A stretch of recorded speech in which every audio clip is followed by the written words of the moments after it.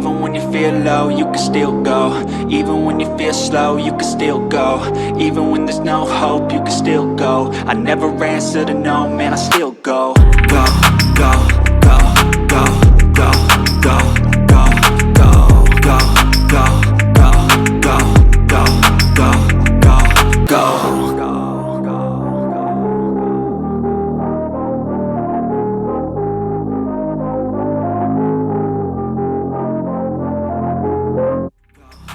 The Throwbacks, a sports life podcast, brought to you by Defiant International, Bannister Miller Law Firm, the 60 Feet by 6 Foundation, and Felton Skills Academy. What's good, everybody? Welcome to episode 2 of The Throwbacks. I want to thank everybody that watched the first one. It looks like we're ready for a second. Yeah. Is that good? Yes. All right, let's go. I think the most important thing that we've kind of been talking about with the first one, and I guess we're going to get into a little bit on the beginning of this episode, is that, you know, we want to be able to like motivate, we want to be able to inspire people, while also talking about sports, right? And I think it's interesting because there's movies, there's all kinds of things that you can watch, you know, that will inspire you to do things. Even, we were just talking about it actually a second ago, which is like, even though it's sports related, it can still motivate somebody in the professional world or in the acting world or, you know, in other, you know, industries. And I think the most important thing for us is overcoming things that kind of get thrown our way. One of the best, I think, quotes that I've ever heard is, our greatest glory is not never falling, but rising every time we fall. So I want to kind of hear from you guys when you hear that quote. Like, what do you think? And is there any specific kind of, you know, moment that happened to either of y'all where you can say, oh yeah, I can relate to that quote, you know? I mean, just with life period and just, you know, in sports, you know, you're gonna get knocked down. You know, things is gonna happen into your life that's gonna, you know, really test you. You know, what are you gonna do? You know, are you gonna be a person that's gonna lay on your ass and not get up and figure it out, or you gonna just quit? And I've never been that person. You know, I've been knocked on my ass plenty of times, and not just in sports, but just in life period. You know, you just gotta get up. You gotta get up. You gotta figure it out. You gotta keep moving, and you gotta persevere through just anything. And my advice would be to any kids or any person, not even just kids, any person. Like, life is tough. You know, yeah. We both know that life is tough. Things going to happen, and nothing is going to be perfect. You know, anything you do in life is never going to be perfect. I mean, I don't know anybody who's lived a perfect life. You know, yeah. So, you know, so I mean, my biggest thing when I hear that quote is, you know, just when you get knocked on your behind, you get knocked on your ass.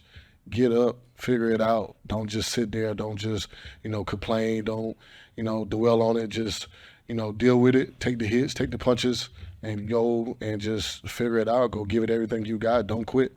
Yeah, I think that's major important, you know, to, you know, making it happen. Are you all right over there? Yeah, I was just getting ready to chime in. I didn't think he was going to be done, so I was trying to take a quick drink. But like, one of the things that stands out too, if you think about what we've all gone through, is we were never that guy. We were never that person. We had to earn that. And then once we did get it, what happens too is people tend to think, oh, he's got it. He's already there. He's got everything made. Well, it's not how it is. Like, there is a lot of struggles that we've dealt with to get where we were, or, you know, we've taken the falls, taken the defeats and everything. I mean, we talked about in the last episode, when you were at college, your coach got into you and let you have it because you weren't being you.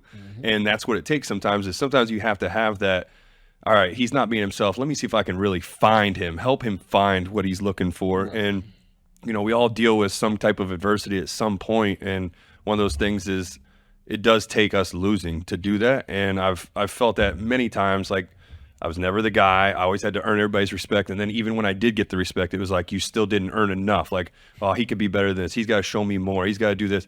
It's never been that way. So at the end of the day, the only person that you need to be satisfied with is the person in the mirror. If you can sit there and look at yourself every single day, I treat this working out every day now. I'm rehabbing. I don't want no sympathy from anybody else. I got to go out there and do this myself. So when I look in the mirror, I look at myself, did I give everything I had today? Did I do what I said I was going to do? Yeah. And then I can go from there. And if I'm not, okay, I know I still have more work to do. But also what you said too is nobody's perfect. And in baseball, I like to use this example, bro, we fail 70% of the time. That's still batting 300. That's Hall of Fame numbers. Hall of Fame, yeah. So don't be afraid to fail. Like, I love what we're saying too, but at the same time, don't be afraid to fall. Because like you said, just get right back up and then you keep plugging away. And the one thing I learned this today from a military personnel, which I love supporting our troops, Ray Cash is what he is, or his name. And he said when he falls down, when he gets down, he gives himself an 8 count every single time. Because and I love this, because if you do get down, you get knocked down and you get right back up, you automatically are still that same person. Yeah. But if you take that 8 seconds, you become a new man or female, whatever you want. And then you get back up and now it's a new you. And now you start back over and you get back to work. I love that kind of motivation. Like right there is, bro, fall down, take your time. Don't rush to get back up. Take your time, process it, and go. Yeah, that's actually good, because I think, like we said a second ago, even in the corporate world, I mean, there's been many times where, I know even in my career, right, where, I spent a lot of time in the oil and gas space, right, and it's literally like baseball, actually. You actually hit less than you make, right? You know what I mean? And so like you're sitting there and you're like, to put it in an example, like we're field testing, and what we're doing is we're putting holes in the ground and we're saying, okay, well, we didn't hit that one, but we know what we did wrong on that one. So we're going to go to the next one and we're going to do something different, or we're going to attack this a little bit different than we did this one. And then, eventually you get to a point where you finally find that pocket and then you hit, and then boom, you're making up for everything that you spent on all those other wells on that one, right? Because it just literally hits like gangbusters, a barn burner, right? Is what we call it in the industry, right? So it's like you literally have to fail in order to succeed, right? I think what they always say, and I think we even talked about this the last time, right? It's like failure is actually the best teacher, right? Because I think if you don't know how to fail when you do, I think you can honestly never get back up again. I think a lot of people, and even something we touched on on the first episode, which was the younger generation not really knowing how to stand up, being kind of knocked down and just kind of staying down, and then saying like, I'm the victim, I'm this and that, right? And again, not everybody in the younger generation's like that, right? But, there seems to be a growing number of them that say, I've gotten knocked down and I'm just going to stay down and I'm going to play the victim and hope to win through the victim, through the victim card, right? And that's just not the way life works, right? Because as you get older, you guys can probably contest to this as well, you never recover sometimes, and then you get, for lack of a better way to say it, you get old, and then you run out of time, you know what I mean? And it just, and one thing that's undefeated is, death, right? You know what I mean? Father Time is undefeated, as they always say, right? 100%. And that's one of the things that I kind of wanted to know about y'all as well, which is like, in relation kind of to this, what was it like at the end of your career? Well, hold on. Before you even do that, because I'm curious. Sure. I want people to see this too and understand from our point of view. Sure. You failed before, right? You failed before? Sure. We've all failed. Yep. So the thing is, we can't be afraid of failing. Mm-hmm. Yeah. And it's what makes us better. The experience is where you get taught your lesson. Yeah. And that's how you find out whether you're going to be good at something or not. And even if you aren't good at it, you still need to make the effort to do it. At the end of the day, do you want to walk away saying, well, I know you've retired now, but before you did it, right.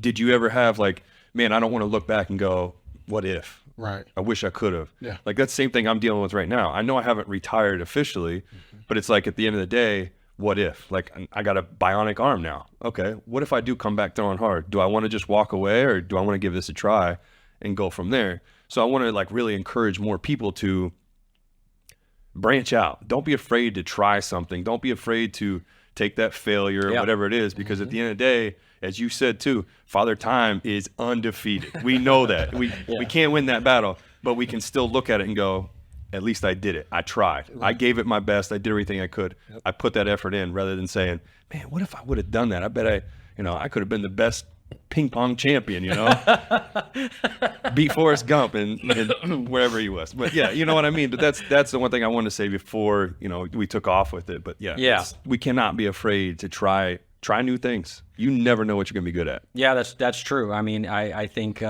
you have to be able to experiment in life, essentially, with life. Because if you don't, then you don't branch out, then you're gonna find yourself in a box, right?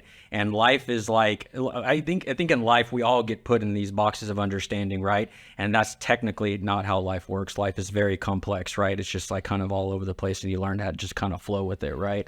And so like learning how to like go out of that box, right? Go out of that box of understanding, expand yourself and expand the things you think and feel. So I'm sorry I have to, because we brought it up yesterday and you keep saying a box, and all I can think about is Forrest Gump's right, bro. Life is seriously like a box of chocolates, because we never know what you're going to get. Like, it's funny. You kept saying it. You said like you were talking about that. So it just kept hitting me. I was like, I got to say this. I got to throw it out there. What was it? How was it at the end of your career when you realized, Father Time essentially was undefeated, and you were like, okay, this is kind of it at this point? Like, what was there any moment that was like that defining moment? No, not really. I was Like, you still feel like you could play? No, not now. But my first year, yeah. Yeah. My first year, I felt like I still had a lot in the tank, and I walked away from the game because of COVID. Okay. COVID hit during that time. They went to the bubble, and just to leave my family, leave my kids, and go somewhere where I can't communicate with them, I can't see them for that period of time. It was just something I didn't want to do. And on top of that, I felt like I had to go to a team and reinvent myself and make a team that I'm a 14-year vet.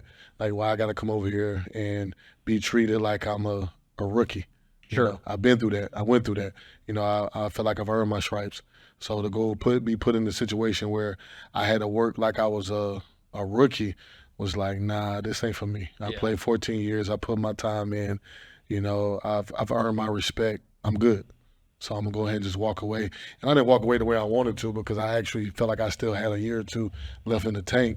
But I walked away with some respect, some dignity, and just like I left my way rather than somebody just push me out. I left my way. Yeah. So, do I have any regrets? No, I can't regret anything about my career. I feel like I had a beautiful career. I feel like I've been blessed. Would I've done some things differently?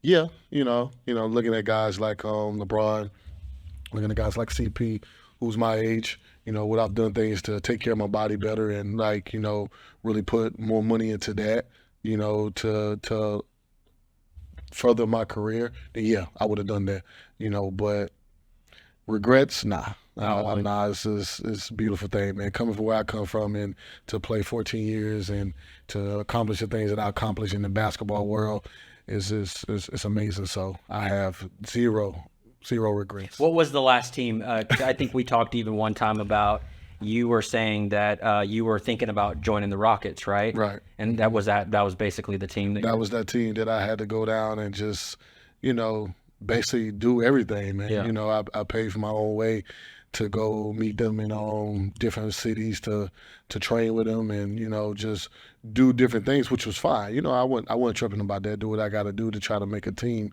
and just for it to end the way it did, it was just like kind of, to me, it was a slap in my face. Sure. You know what I'm saying? Like, even the guys that was there, like Russ, James Harden, those guys, they really wanted. Oh, that was that team. Yeah. They really wanted me there. So for it to go down the way it did, it was just, it was unfortunate, but at the same time, I was cool. I was content. Yeah. I had my family, and I just became a dad. The dad at that point, Became right? a real dad. Yeah. I was a dad before, but I became a real dad.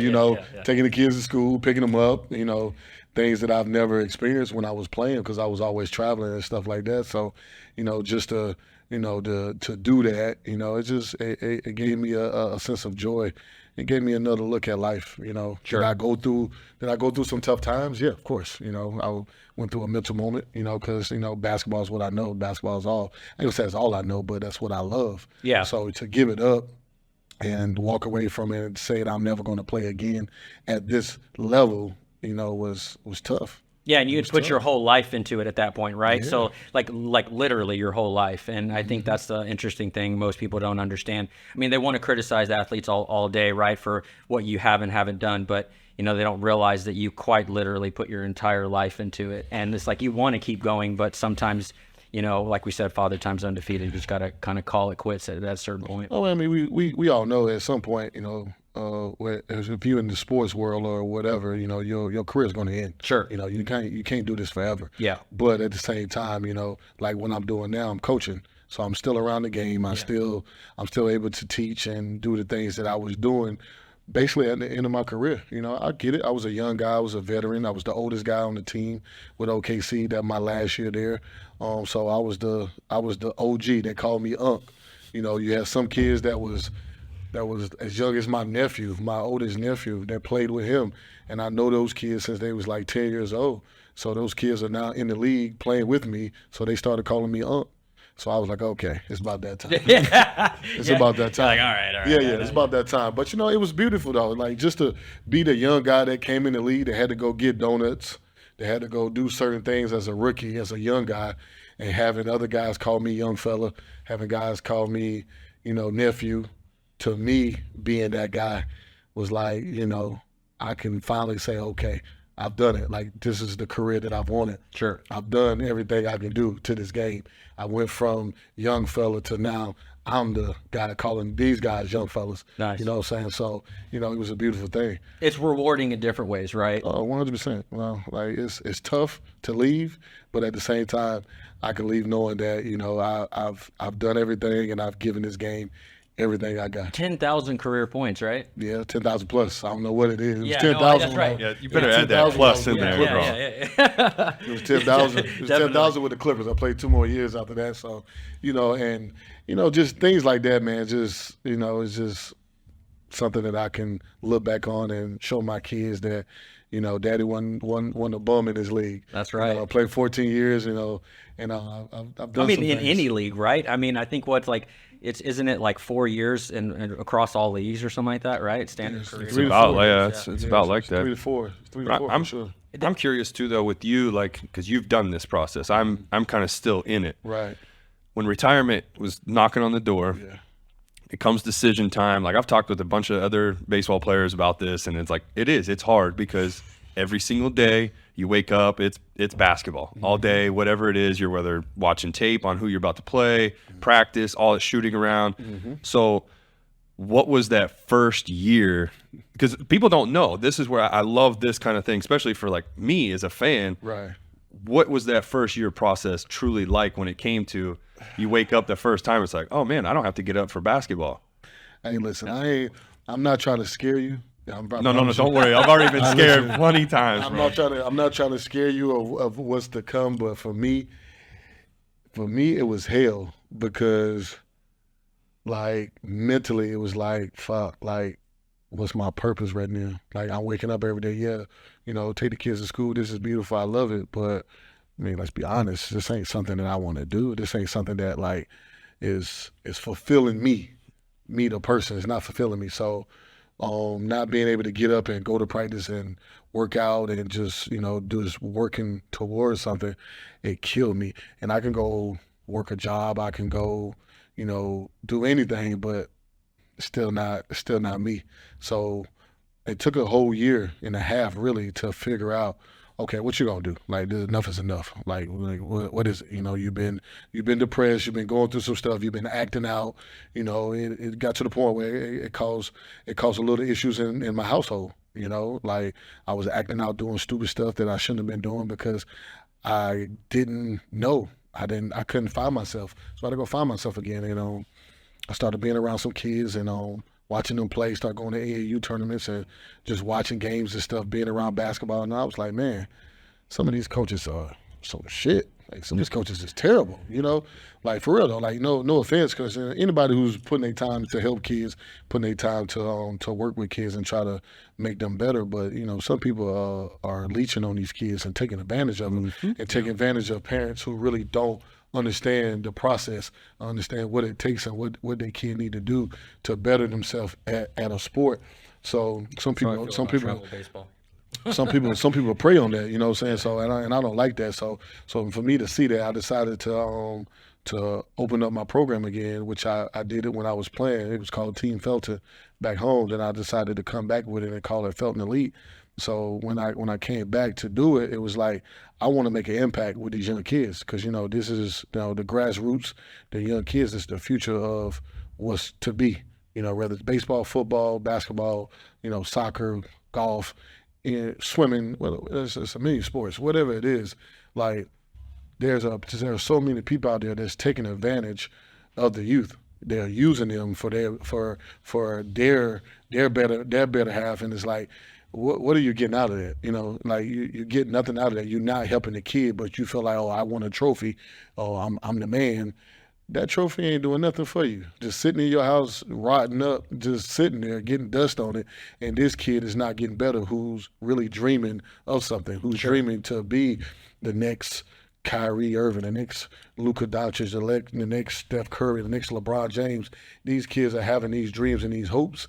And as adults and as coaches and as mentors, we are failing these kids. Yeah. Not everybody, but, we are failing these kids by not really teaching them the right way, giving them that knowledge back. Now, did I do everything perfectly? No, but I do have a lot of knowledge to give these parents to what to look at and what to really put your kids around. You don't put your kids around a good environment where they're being taught every day.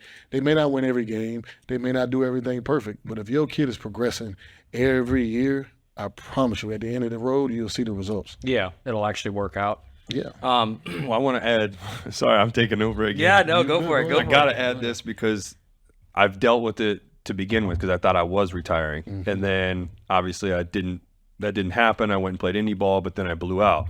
Then it came back. So, and you mentioned it, and I want people to understand this too, is just because you're an athlete, you got everything figured out, they think, but the depression part kicks in. And for me, that hit pretty hard once I have myself to blame. I wasn't successful towards the end. Like I get it. Like teams don't really want to take that risk. That's fine. I'm okay with that. But then it became, okay, nobody's picking me up. Nobody's really giving me a chance. I'm doing showcases and people are liking what they see, but they're still not taking that risk. Then it started hitting me like, man, what am I going to do? And then it started to settle in. And then obviously I was like, all right, let's go try. So I did like I said before, I'd rather look back and say I did it rather than what if. Well, then I blew my arm out. Now it really kicked in. So the month after that happened, when I was rehabbing, depression hit hard because it was like, well, now what? What do I do now? I got a messed up arm that's rehabbing. I'm the type of person, I got to do stuff. But it's funny, like you did mention, like, oh, I want to go work. Well, if you go work, somebody's gonna be like, oh, this dude, he's broke now. He's got to go get a job. Like, what's this? So it's like, exactly. You can't be a true normal person, right? Because you have all this money, right. But now he's going to go work at Burger King, whatever. Like I'm just throwing something out, but Right. You're trying to do something.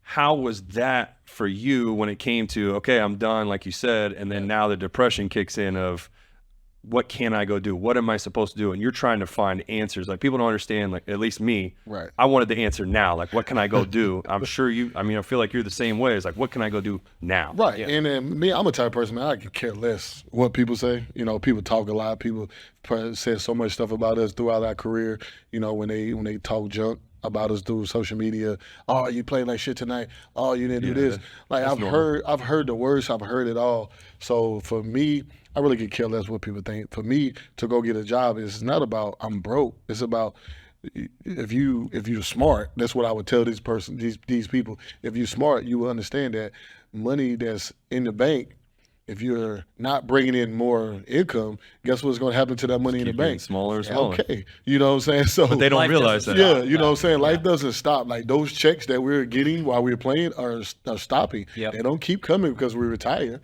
You know what I'm saying? Like, so they got to understand that, you got to have income coming in some kind of way. So, yeah, if I want to go get a job, okay, I want to go get a job. Ain't nothing wrong with that. It ain't that, oh, Raymond's broke. No, I'm fine. Played 14 years. Don't worry, I say the same thing. Yeah, I'm fine. I played, a lot of years and I made a lot of money and I got my pension. So I'm going to be okay and my family's going to be okay.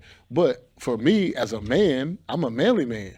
I like to bring money in. I like to be doing something. I like to have a purpose. I don't like to be sitting on the couch just sitting back on money that I've made from my career. That's just not who I am. So like for me to tell you in that situation, man, forget them. It's your life. We know what we got in the bank. We know we straight. They the ones who mad. Now I'm just talking shit. Let's go. All right. Well, I think, it's interesting. And I want to briefly, before we go into this next segment, one of the things I wanted to ask you, which was, I think the last team that you were with was essentially the Toronto Blue Jays, right? And then that's it essentially for you right now. And you said you try to do independent ball. Had a blast, by the way. I got to give because you the said shout you out got to to them. teach people, right? You actually got to I was like help the player younger coach. generation. Yeah, exactly. And that's something that you want to keep doing, or is that something that you're I don't know, are you on the fence about, or are you for sure going to do it? I definitely want to get into coaching. The one thing I think Ray would even agree with this too is what kills me the most is analytics has taken over of the sport. And for me, like in the baseball side of it, I've watched, for instance, the last team I was with, guys throw bullpens and they spend so much time looking at a pitch that how was the spin rate rather than watching, where the catcher is, did I hit my spot? That's the most important thing is if you can locate those pitches, you don't have to worry about how sharp your spin is or whatever. It's it's doing its thing on its way up there, and the hitter's going to give you the best reaction. But we get so caught up in this numbers game that we forget about what's inside here. You want the real measurement when it comes to playing any sport, you check inside this chest. That's right. See, that's the Heart hard of a part. champion, right? 100%. But I definitely want to stay in the game. Well, obviously. Or broadcasting, Yeah, that's what I'm saying, Some kind of, I'm a goofball. I want to have fun. I got to be able to use my personality to the right advantage. But it's all about taking advantage of the tools that you have in front of you. So as if you can continue to keep doing that, then you're gonna keep trying to make it happen. 100%. And if not, then you're just gonna jump to the next thing that allows you to be who you go over that next hurdle. That's right. Amen. All right. So the next segment we got here, actually, we're kind of switching it up from the last time. There's a lot of stuff going on in the sports world, and I think it's interesting because we have this group text, right, and we all talk about stuff like that's going on, and I feel like it'd be cool to kind of share with everybody the things that we talk about and the things that you guys have as far as insight. So we like to say that this is the worldwide sports of TikTok, essentially. Nice. So we got a couple of videos that we're going to share with everybody. And we're going to get, y'all's commentary on what you think. So let's go with the first one. Oh, my God. I haven't even seen that. Oh, my God. A mixture of Randy Moss and Odell Beckham right Yeah. there, huh? So that kid caught it one-handed, like parallel to the ground. Yeah, You know what I mean? over Like, two people. Yeah. So That was high school? that was high school. Man. What kind of gloves they using? Yeah. I believe, bro. That's what I'm trying to say. I think it's interesting because what's his name? CeeDee Lamb, right? Mm-hmm. Yeah, I don't know if y'all saw the game this past week, but he had an unbelievable one-handed catch. Is one-handed catches becoming the norm now in football? Yeah, these guys are different. They're different. They're I can't say they're more talented, but they're definitely more skilled than the older generation. Sure. No offense to the older generation. Because the older generation was some badass dudes. Yeah. Football ain't the same, bro. But just like basketball, these young guys are different. They're more athletic. They're just more skilled than what we was. We was tougher, I would say. We was more dogs in the older generation. But for the new generation, man, these kids now are just you can speak on this too. I mean, these kids are they're different, bro. I mean, to see a kid in high school make a catch like that means he's Triple covered, I think, right? Or he's was it tall. I saw two guys. Yeah, double but he covered definitely- at least. He's Yeah. above them all. double covered. Like the kid is tall and lanky. Look at him. He's tall and lanky, and he catches the ball with one hand across his body.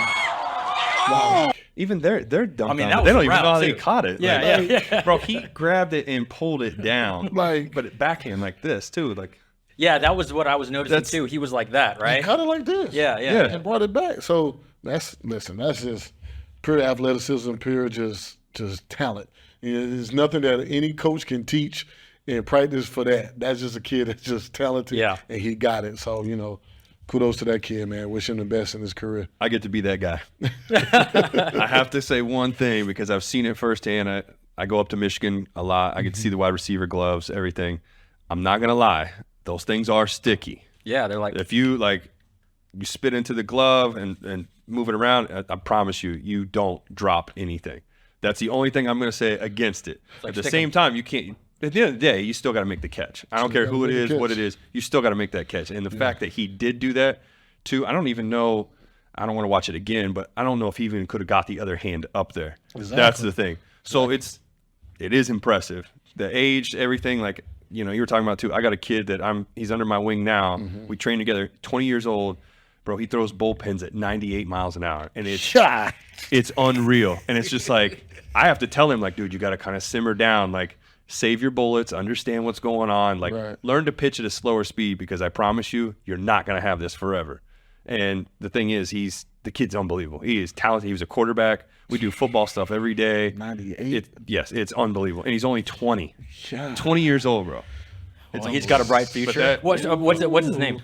AJ Smith. I always say his last name wrong. AJ Smith Shaver. Shaver. Yeah, he's with the Braves. Oh, wow. Okay, so he's already. Yeah, he got up to the big leagues this year. 20 years old, big leagues. He's throwing 98. Yeah, he better be in the big leagues. Good. But again, I don't want to take anything away. That catch was unbelievable. Dude, it's unreal. Amazing. It's so sick. First of all, I love that. I love stuff like that. All right, hit us with the next video. Oh yeah, this is a good one. Oh, no, he did. I think I saw this. He Ninja in here between his legs and behind his back. Watch. Oh, Ninja's in here. That's right. I think he is. come on. Hey, these aren't even there.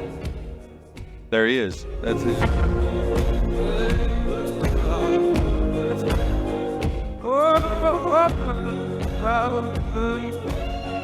Come on. I played in the game with him. Look at this.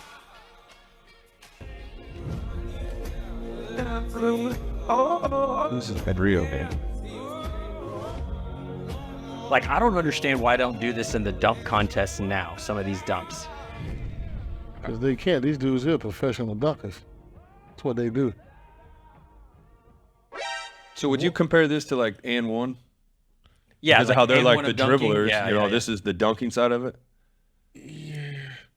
You know what I mean? Like, yeah, in a sense, but man, listen.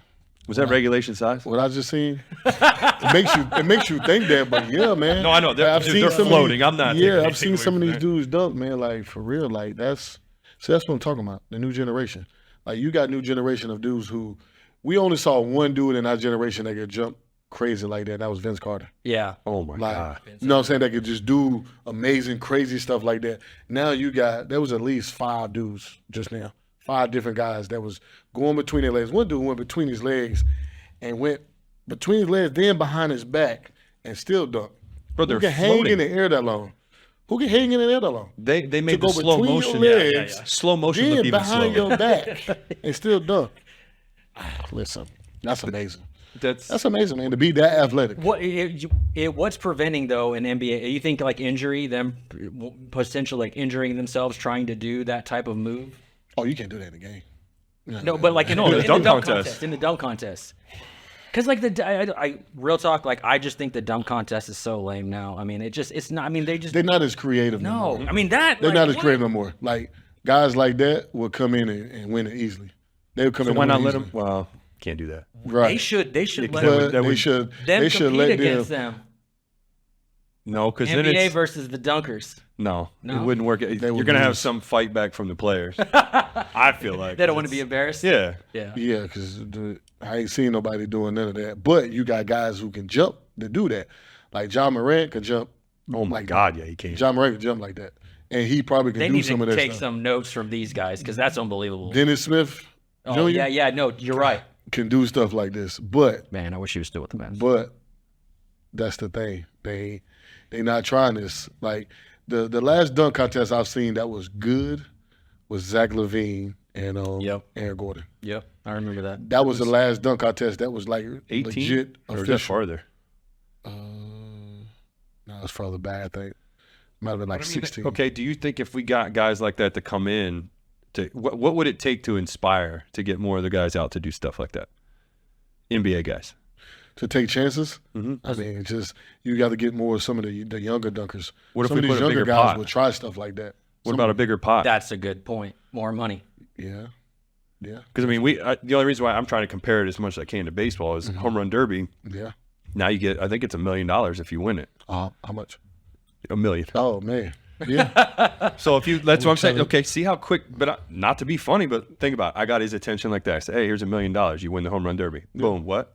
Yeah. He was in. All the dunkers are gonna try to get in that. Yeah. I'm just saying. Anybody know- gonna try to get in if you can jump out the gym to try to win that. But fans, I know fans want like, oh, get LeBron in there. Get like, but the thing is, like some of these guys, I get it. Like for Those instance, guys are not. they're not going to do that. They're not built But it's for not it even anymore. about doing that. A lot of guys are not contest dunkers. They are game dunkers.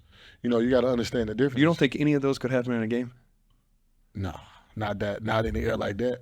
If you just by yourself and nobody. Yeah, that's what I'm saying. Fast break. Ain't You'd nobody, have to be ain't like nobody's trying to run still at by you. yourself. Yeah. Nobody's trying to run at you. You know what I'm saying? Then no. I've seen Obi Toppin go between the legs and dunk on somebody. Like I've seen him go between his legs and a dude try to run him down and block it and end up getting dunked on. But that's the only thing. Do you ever?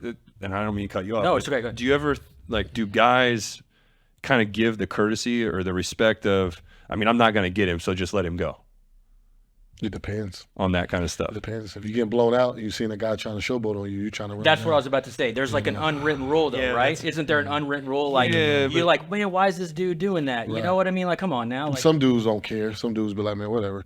But then some dudes, like, you know, might get mad and try to run you down and like, get you while you're in the air. Like, it's dirty, I know. you know. I but just it's I'm just trying to think like, what could we?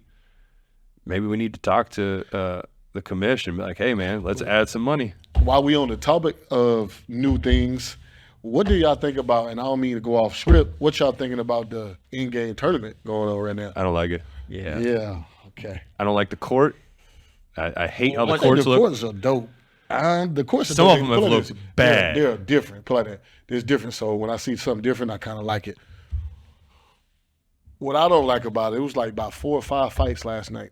So when you put money involved, you know, it's always going to be some aggression. 100%. Yeah, right now you put a tournament in that guys can win a $500K. It's a lot of money. It's a lot of extra money. Sure. Think about the rookies that don't. Exactly. Yeah, that so, don't you even know, make millions, so you're yeah. talking about $500,000 that you can get if you win this tournament. So like, yeah, dudes is like going crazy, but you do it so early where guys are not always gelling right away. Yeah, some teams ain't hit their peak yet. Some teams ain't playing good right now because they're just starting. So what's going to happen is the biggest thing that they're not there. So now you're getting a bunch of angry dudes who are mad because they probably should beat OKC or the Spurs, but they not beating them right now because they're not gelling. You know, look at the Clippers. Yeah. You know, That look at the Clippers, and that's another conversation maybe for the Knicks. for the next time, right? next episode. Let's get one more. Let's get one more, and then we'll go to the next one. This stuff's the nuts. These guys are so serious. I mean, these guys are legit. I mean, like, Oh, here's one. Yeah, here we go. What would it take for y'all to get in one of those tournaments? I would do it just to do it. Yeah. I wouldn't care. There ain't no issues there. I'd jump in there for sure. It just. I'll probably get murdered. You know what I'm saying? Because I can't putt worth nothing. Yeah, they were locked in. They're like, I've never seen like a putt like. I mean, there used to be old school putt tournaments that I would see on like PBS or something. yeah. You'd catch up and here's Bob from Newark, Ohio, and he's gonna putt like it. They get into it, bro. It's I don't know. It's, so it's the a next bit- tournament that comes, let's all get in and see what happens. $100 Let's to do the it. We winner. gonna get killed, but let's do it. Just take our score. Whoever has the best score of us. Yeah, that gets the money. We There ain't you go. competing with them. All right, so next segment we want to go with today is the shit people share on X, or formerly known as Twitter. So we like to call it TMI X. So shoot it.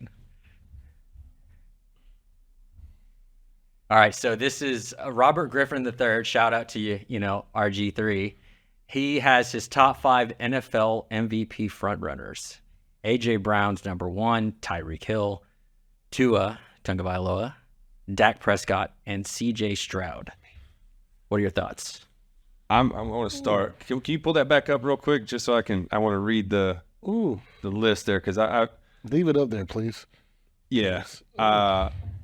I got to go with, I'm sorry, if we're going to do that, my 2 picks that should be flipped up there would be C.J. Stroud. What he's doing, that would be my number 1. What he's doing with Houston is unbelievable. Yeah, Houston. I mean, the dude's been lights out. As much as I hate Ohio State, I love watching this guy play. And then the other one's going to be Tyreek. He's just, bro, he is carrying that team. I mean, Tua's right there with him, but I love a good wide receiver, so I'm definitely down. Are you all good with Dak being on this list? Nope. Crickets. I mean, dude, I love Dak. No. He's such a nice person. No. But no, I don't feel like he deserves it. He's had some good games here and there, but it's not enough to be MVP. Yeah. I mean, He's if you're not gonna top 5. yeah, I would have Jalen Hurts before him if that was the case. The dude's 7-1, if I'm not mistaken. I would have the quarterback from the Detroit Pistons. Pistons? You mean the? I mean, I'm thinking about basketball. Detroit Lions. Yeah. throwback right Yeah. there. Yeah, Jared no, Goff. Yeah, Jared Goff. I'm just saying. that's good, too. Yeah, I would put him in before Dak. I'm just saying. That star gives too much credit. Yeah, it does. It does. I mean, he's playing well, but I definitely don't see him as anything MVP yet. And you're right, CJ is just unbelievable. Actually, we have one from Bleacher Report. If you can pull it up, that I'd like for us to run. That CJ Stroud had made a comment about basketball, football players, and how everybody wants to play baseball. So let's see if we can pull that up. It says basketball players want to be football players, and football players want to be basketball players, and we all want to be baseball players. Is that a true statement? Well, I mean, I guess I can't ask you that, but Yeah, it's gonna go to him first. For me, yes. I don't know if I wanted to be a football player. I don't know about all that. You know what I'm saying? well, we covered that in the last one too. Yeah, right? I don't know about that. I played it, Yeah, but I don't know if I really wanted all that contact. Now, baseball, oh yeah, he got me on that one. I love baseball. And I'm actually going to go on air and say I want to go in the batting cage and I want to see if I can hit his pitch. I have no problem with that. We need to make that happen. But the only thing see if I is, can hit it. am I allowed to pitch to you, or do I have to just throw you fastballs? So what I mean by pitch to you is, can I give you an actual real life sequence? Yeah. Or do you want we'll just do both? okay. We'll do both. Give me a real live sequence, and then just throw me one to see if I can actually hit. No, for Yeah, real. we can definitely do that. I want to do that. What's on the line for this though? Dinner. Yeah, I mean, here's the thing. I've got everything to lose. I don't get anything out of this. that's I don't have true. anything to That's win, true. That's no matter what. Like, it'd be just like me playing him one-on-one in basketball. He'd have everything to lose. I have everything to gain. There's nothing. Well, then we got to get a one-on-one game.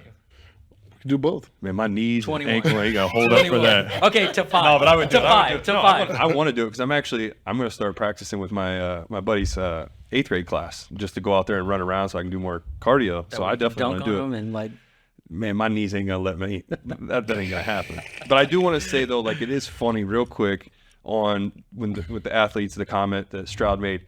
It is funny. Everybody that we meet now, I know you've met celebrities too that come to a game or whatever. Yeah. It is very funny. They all want, oh man, I want to be a basketball player, or oh, I want to be a baseball player. And then it's like us saying the same, man, I want to be an actor. I want to be doing that stuff too. So it is, to me, everything connects somehow, some way. And it's funny to see, like, he made the comment, which is true. I stand by what he said. I agree with him on that 100%, except for the football. I agree with you there. But the one thing I'd like to see out of it to make it a contest in all reality is what sport could take their athlete and go play in every other sport. Like, be able to play in every sport. You don't have to be great, but being able to perform decently. who is the greatest athlete that has ever played sports? Greatest athlete Professionally. and they can play most sports. Yeah. My dad, I'm gonna go off on one of my dad comments. He probably would say Bo Jackson. Yeah. Yeah. I don't think I can go against that. Yeah. Bo injured himself, essentially. Oh, you know what? Dion. I was gonna say Deion too. You know, another one that could play multiple sports. But Deion, Yeah, could- but Deion Bo could was play, a better hitter, Deion though. could play basketball too, though. Oh, yeah, yeah. I'm sure Bo and could, track, too. and he was Yeah, that's what I'm saying. Yeah. yeah, and he was a track athlete, right? Like he was like one of the fastest. Bro, he's a freak. He's Yeah. there's no. I don't think we could. Either one of our picks were wrong. Jim Thorpe. Jim Thorpe. Dion even made the comment that Thorpe could smoke him. Ooh. Yeah. No, that's a good one actually. Jim Thorpe supposedly is one of the greatest athletes that ever existed because he played multiple everything. He Literally even won everything. an Olympic gold medal in shooting. Like pistol. I mean, who does that? That happens. Hey, yeah, yeah. Okay. Jim Thorpe. All right. Well, let's give us another Twitter post we can comment about. All right. So Shohei Ohtani officially declined the qualifying offer. I think we all knew that was coming. Where is he going? L.A. Dodgers. Dodgers. He's gonna stay West Coast. I mean, I don't mean to overstep on this one, but this is the baseball side, so I finally get a little glory here and take over. But I think he's West Coast kind of guy. Sure. You want to stay close to where they can see you in Japan. Being able to do that, I think it comes down to, in my opinion, Texas is a spot. Sure. I don't think it all depends on where we go. Do we go get Montgomery? If we don't get Montgomery, then we're going to make the attempt at Shohei. Yeah. But then you also don't have him for an arm for at least another year. That's right.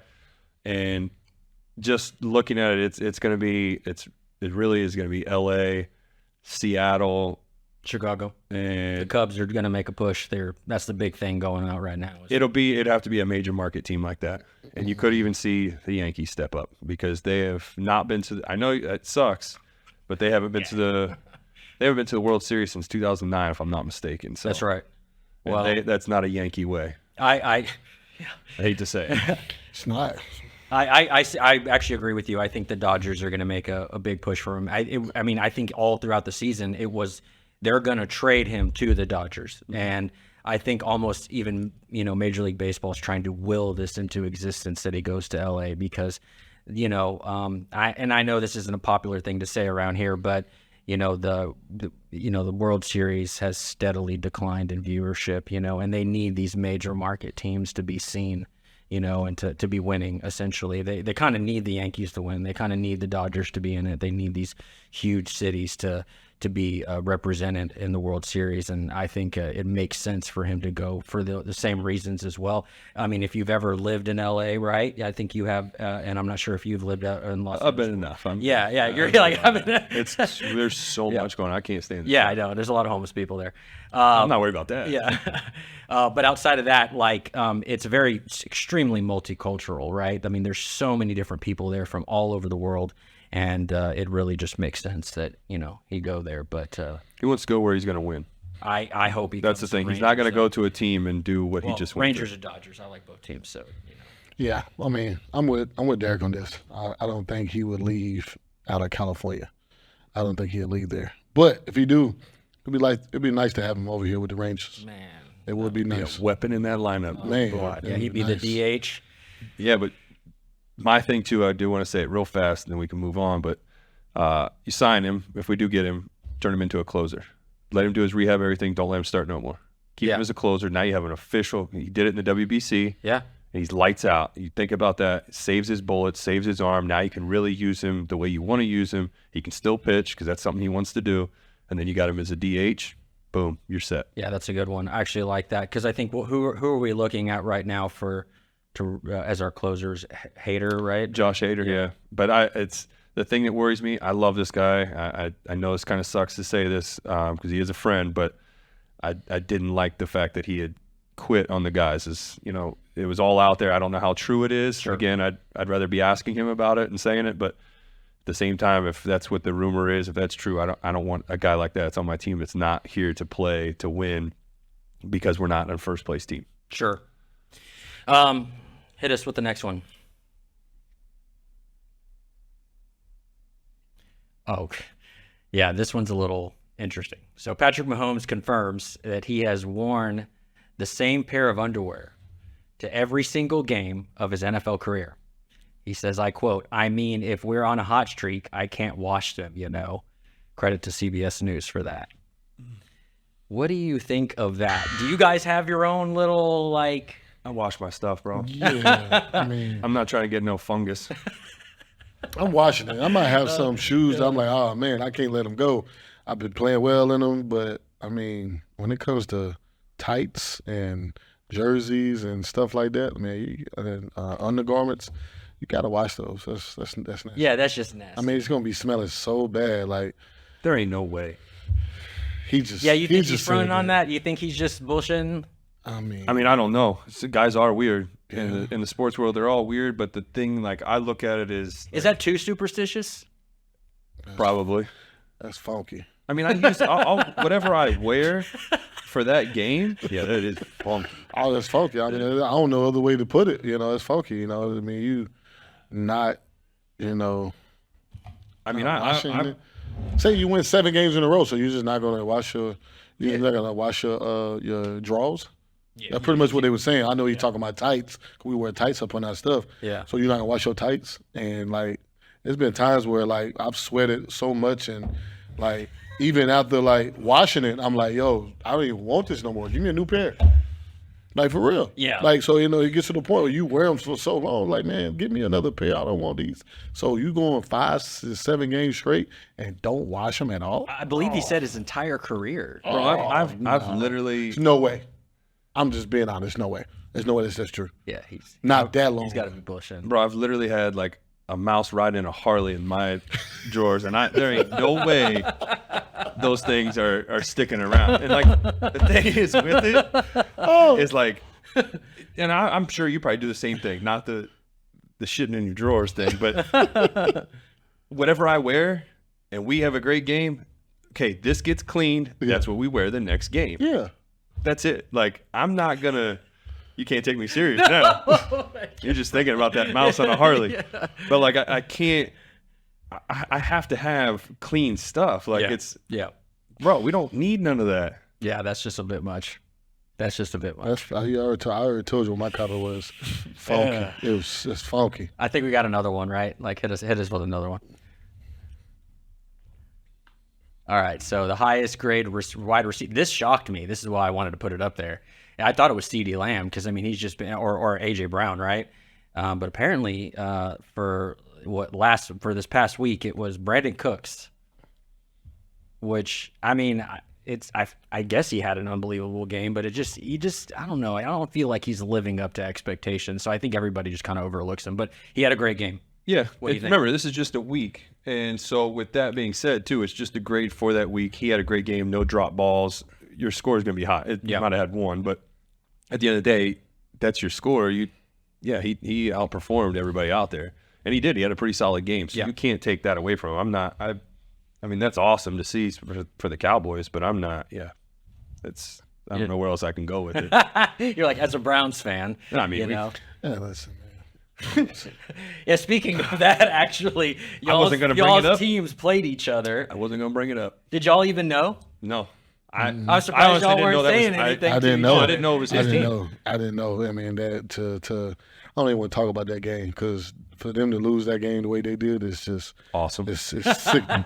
It's sickening. I'm gonna go back to them Cowboys. Yeah, there you go. There you go. Let's go back to them Cowboys. So how about them Brownies? I think a lot of people overlook again Brandon Cooks literally because he just had a very mediocre year. So I think when you see his name, you're just kind of like, what?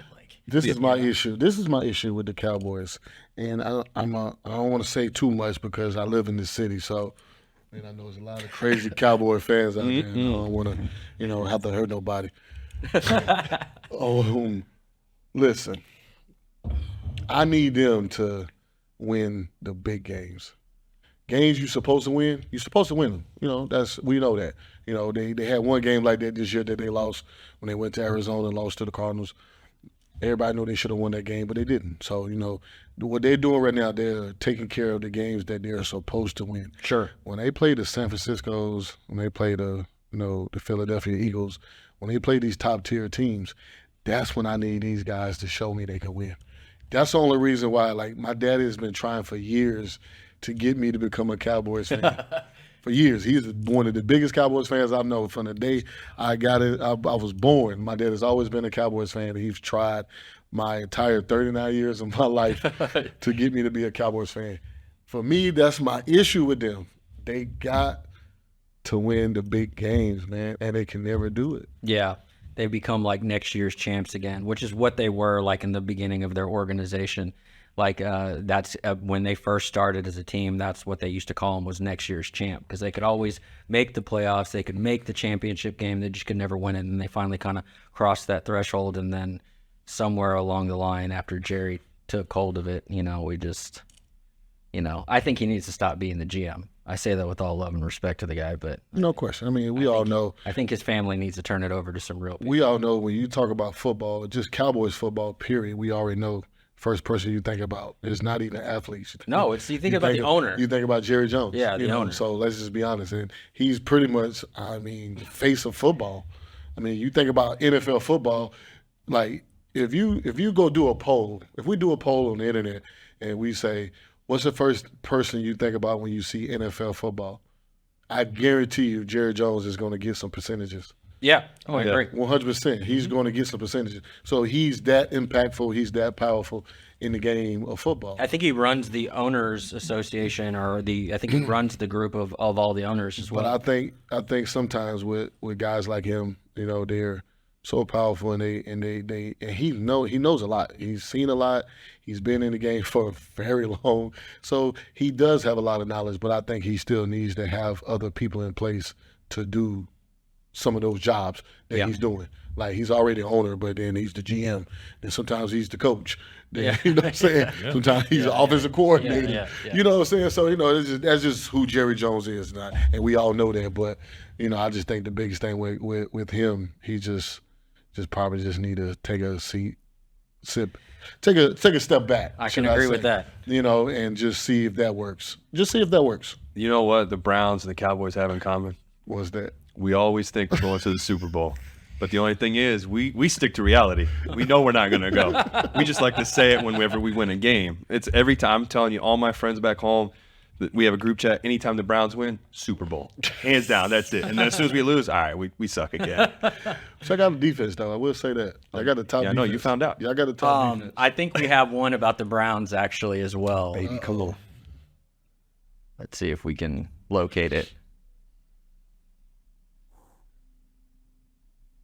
Maybe. I know there was one about CeeDee Lamb as well. There is one about CeeDee Lamb. Yeah, let's do the CeeDee. Drop the CeeDee Lamb one. Because this is ridiculous. Like, his tear has been better than even A.J. Brown's. Yeah. That's why he wasn't even on the list. Yeah, look at that. Since week 6. Wow. 41 catches, 600 yards, 617 yards, 4 touchdowns, and 22 receptions for 15 yards or more. And he was on bye week 7. Dude, first of all, thank you, CD. You're on my fantasy team, so I appreciate you. Shout out to PFF, by the way. Yes. And I mean, dude, he's been that guy. I forget, somebody was trying to call him out, I think, saying like, you're supposed to be that guy. You're supposed to be the number one. And what we talked about before, it might have taken somebody just to light that fire, and now look at him. The dude's running with, I mean, he is. I think, like you just said 2 seconds ago, he should be up on the topic for the best wide receiver in the game. Yeah, shout out to SportsCenter here. I am the top receiver in the game. There is no question about it. 100%. His words. He definitely has an argument. I mean, there's nobody who's playing better other than Tariq. Yeah, I was going to say that. Well, I mean, and A.J. Brown as well. Oh, yeah. A.J. Brown is playing amazing, too. Yeah. So, he's in the conversation. Sure. That's one thing you can say. If you got 3 receivers, he's in there. CeeDee Lamb is definitely in there. And I'm a fan. Like, he's really good. I like him. Yeah, he had we saw that one-handed catch by that high schooler.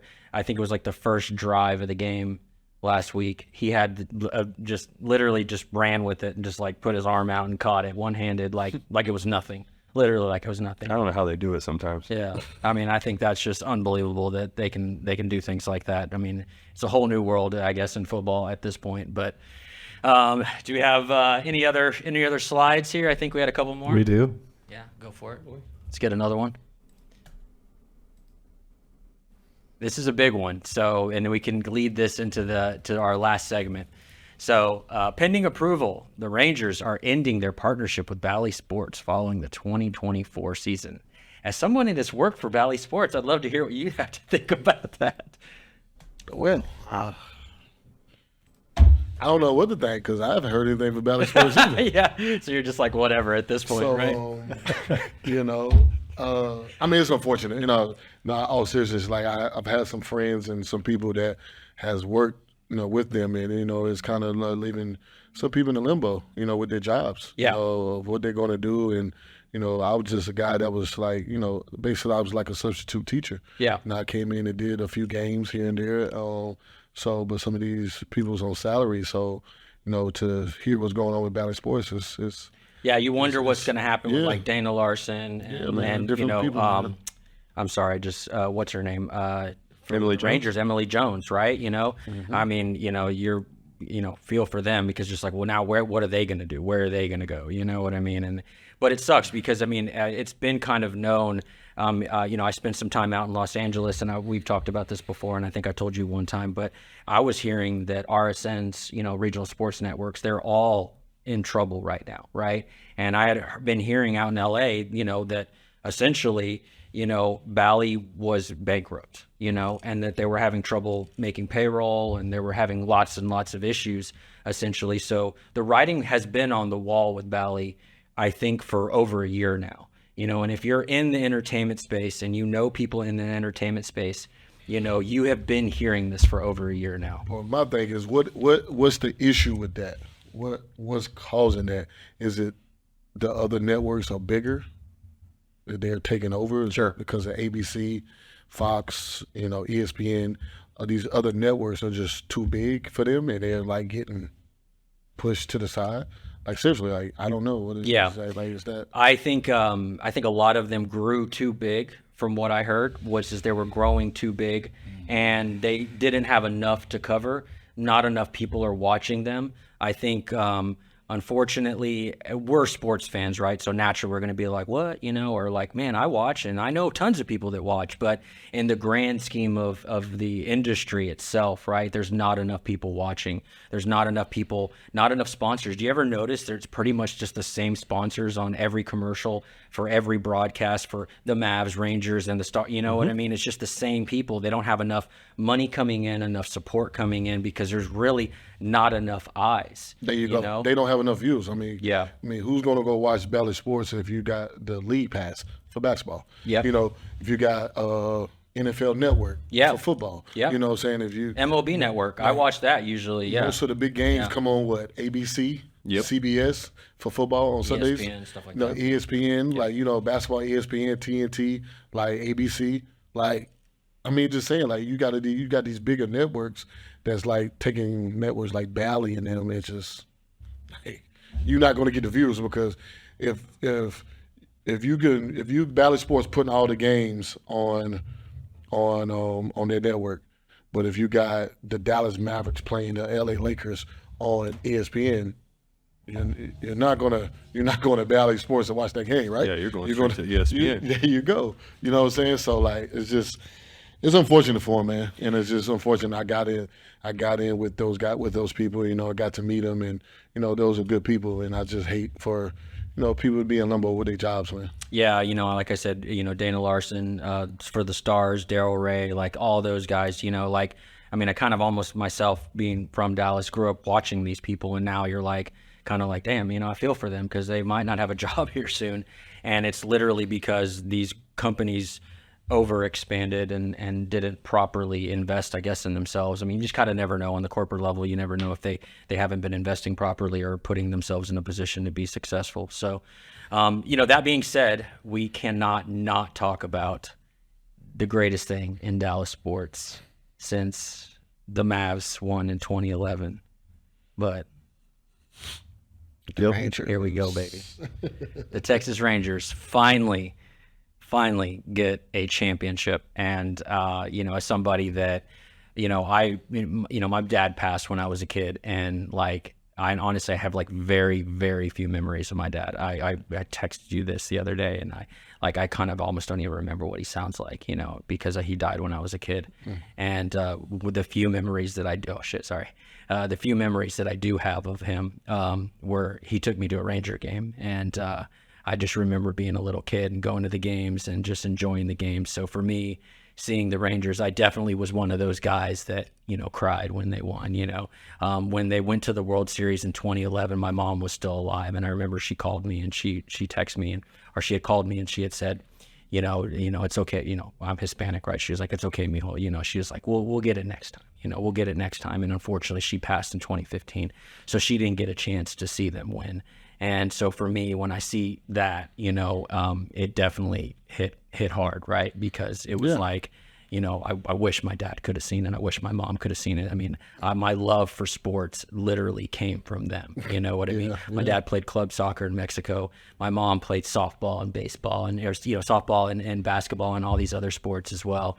And so to be able to get to see these guys, finally pull it off, it was great, and I cringe to maybe ask, but like, I'd love to hear your thoughts on it. Well, I want to say first things first. I've had to talk to a few people about this, and I want you to understand too is, your father's not here, your mother's not here, and this is something that brought you guys to the game. You're into it, and I've said this to many people because it is, we're believers in how it works, but your parents were there with you watching that game. Like, they were right there with you, celebrating those emotions that you were sharing. They're right there with you. And I've said that to many people too that have lost family members that they didn't get to see this and they were diehard fans. And I always want to encourage it is to know that they were with you guys. They're with you. They watched the game with you. They celebrated with you. All that raw emotion that you felt, the tears, the crying, everything, they were right there with you, sharing that raw emotion. And after my experience with, Briggs, when I talk about the foundation, that was it. That's the other part of it now, is you guys were experiencing that same thing, as God brought your family back to see these moments with you. You may not have technically felt them there, but I promise you there was something that happened that day while that was happening that made that presence feel like it was there. Yeah.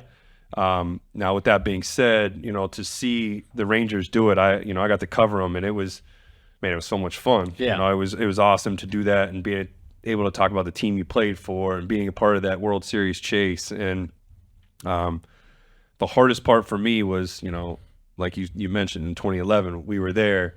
We were a pitch away twice from winning it, and not being able to do it, not being able to bring that trophy back to the state and bring it back to Arlington. It hurts. It crushed me a lot. And then sitting up at Texas Live, recording that last out be made. Yeah, I saw that. And shout out to everybody that used it. That was awesome. I appreciate that. Went viral.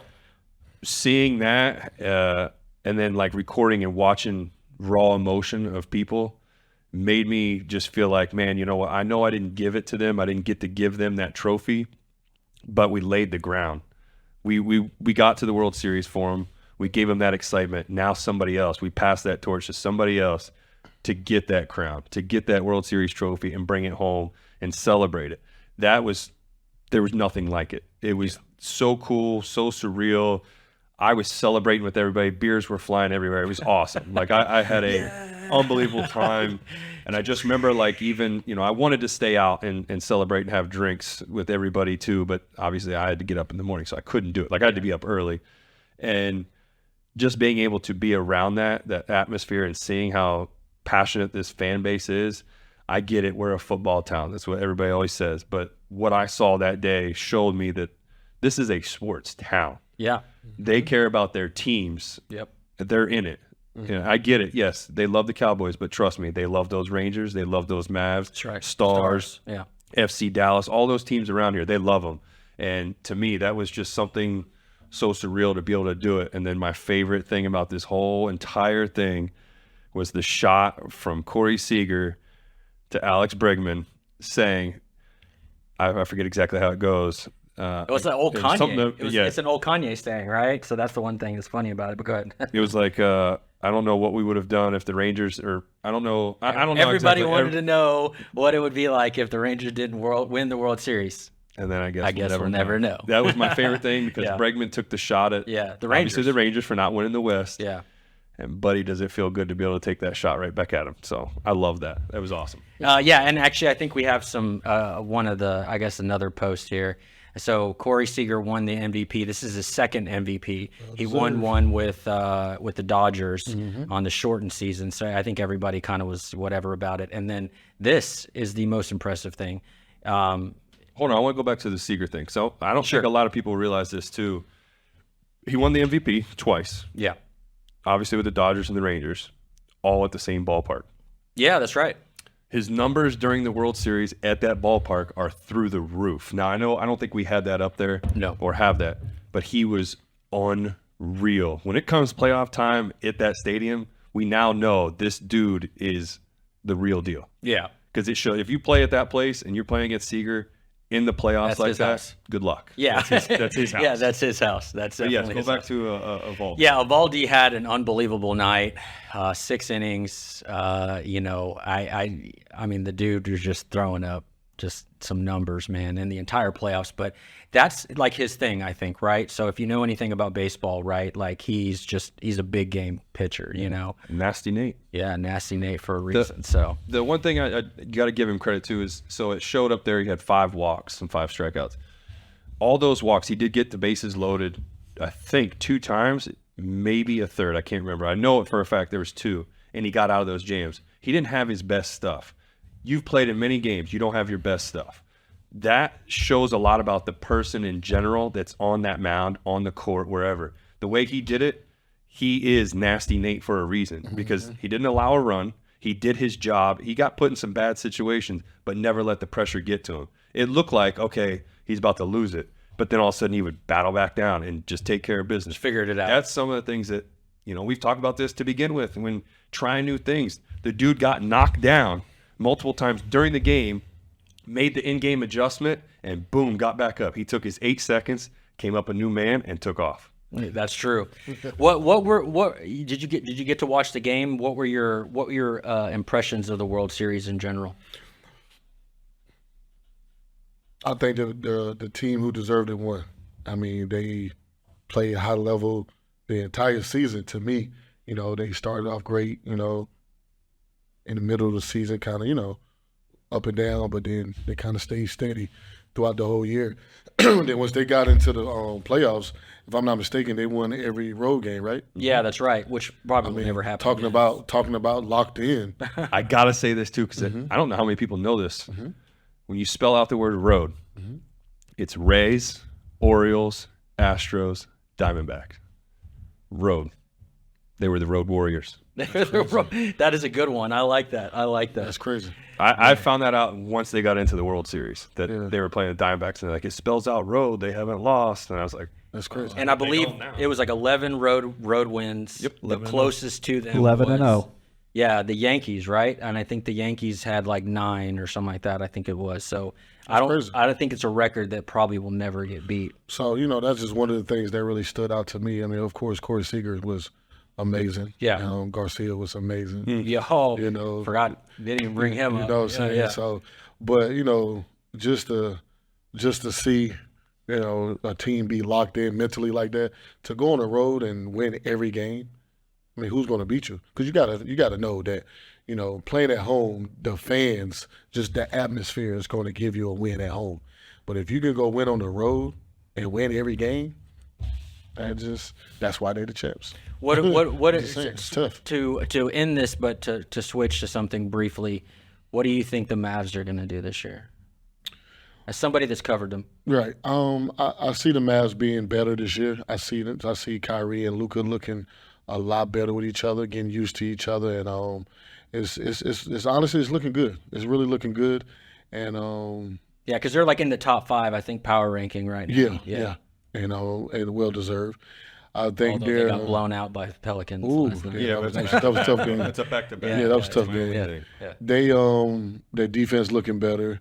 I think they're starting to buy in a little bit more with J Kidd. I think the rookie kid Lively is He's it's extremely big for them. Yeah. They need a big for the way Kyrie and Luka plays off pick and roll. You need a big man that can roll and that can finish and that can catch lobs the way that he can. Do you think the criticisms of Jason Kidd last year were fair? No. Because, I mean, he was getting pretty, like, I mean, if you were on Twitter, bro, he was getting beat up. It's always going to be the coach, though. This is my thing. Yeah, no doubt. No Yeah, doubt. you got to blame somebody, you know. And they're never going to blame. They're never going to blame the Stars. Yeah. And I'm gonna jump from the Mavs real quick and go to last year. Doc Rivers got blamed for and got fired. Got blamed for Philadelphia losing to I remember that. the Celtics, right? Yeah. Okay. Joe Embiid had maybe 12 points. James Harden might have had 10.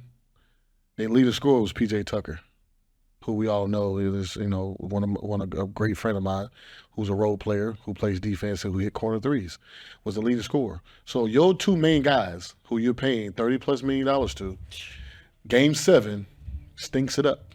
Yeah. But you fire the coach and blame the coach. It's the coach's fault.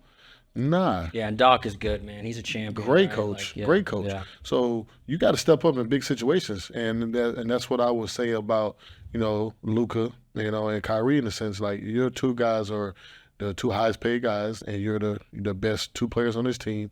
So you work all year. You know, as a coach, you know, and this is me talking as a coach now.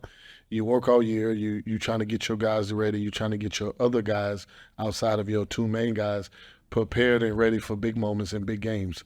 But also, you got to lean on your two best guys to also make those guys better. Also give those guys the confidence and the trust that they can hit big shots too. Because when the game gets on the line, a lot of people don't understand when teams win championships, it's not necessarily the main guy who makes those big shots.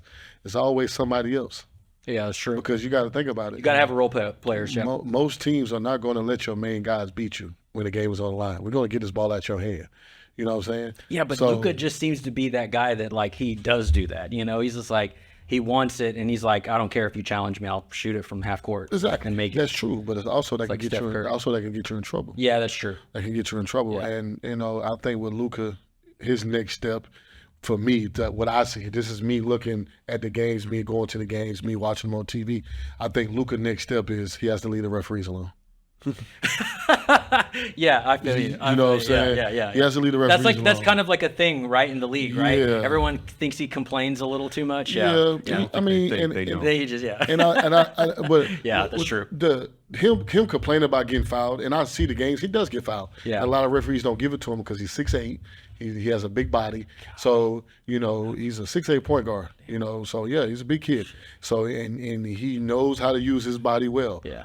But my thing is, as a coach, what I see when he looking for those fouls and don't get back down the court on defense, and he's still on the other end arguing about a foul, that's when I have an issue. Yeah. Outside of that, everybody complains. LeBron complains. Yeah. You know. Yeah. Everybody complains about a foul. Like him complaining about that don't bother me because you know they all do it. But when he don't get back on the other side of the court, is my only issue about it. So now you're hurting your team. So you know, yell, get at the referee, whatever, but run down the court as you do that. Make it happen. Well, I think as the season goes on, we'll see how it transpires. Obviously, this. But I'm sorry to answer your question. I think I think they have a great chance this year. Yeah, that's what I was about to say. I think they have a great chance I this year. think given how they're playing right now, they should be. I think they'll be good this year. I mean, obviously, I feel like they'll make the playoffs this year, and hopefully they make a run and add to the trophy case that Dallas is building right now. The other team that I do not want any of us to overlook right now is the Dallas Stars. They are a very good team. If you do not know anything about hockey, then you need to look it up because that team's competing and they compete every year. And as a Dallas team, I kind of, and I don't know if you agree with me, maybe you do as well, I feel like they kind of get overlooked a lot. 100% they do. Because they just constantly compete and they're a very, very good team. I mean, Jason Robertson is probably one of the best young players in the league. I mean, like the things that he can do. Rope Hintz is an MVP caliber hockey player. Right, This dude on the ice. Oh, I mean, it's when he goes, It's like you're like, and his he's saucy. That's what they say, right? If you know anything about hockey, you know he's saucy. So I hope to see them actually compete, maybe make another Stanley Cup, which they did recently. So you know, Dallas is experiencing a hell of a run right now. Sports Town, baby. Let's go. So, all right, well, that's it for the second episode of the Throwbacks. Thank you, everybody, for watching, participating, and you know, being a part of everything that we got going on so far. We had some pretty good hits on that first one, everybody seemed to like your clips, Ray, and Keep them coming. Keep it coming. Tune in. There's more to come. Bada bing, bada boom. let's go. All right, peace.